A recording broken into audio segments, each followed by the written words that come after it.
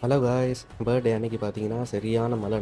மழை நின்னதுக்கப்புறம் ஃப்ரெண்டு ஒருத்தன் video call பண்ணி அவன்கிட்ட கால் பண்ணி முடிச்சுட்டு அதுக்கப்புறம் பசங்கள்லாம் டர்ஃபுக்கு போகலான்ட்டானுங்க. ஸோ டர்ஃபுக்கு நாங்கள் புக் பண்ணிட்டோம். புக் பண்ணிவிட்டு எல்லாரையும் வர சொல்லிவிட்டு நாங்கள் டீம் பிரித்து அடுத்து நாங்கள் விளாட ஆரம்பிச்சிட்டோம்.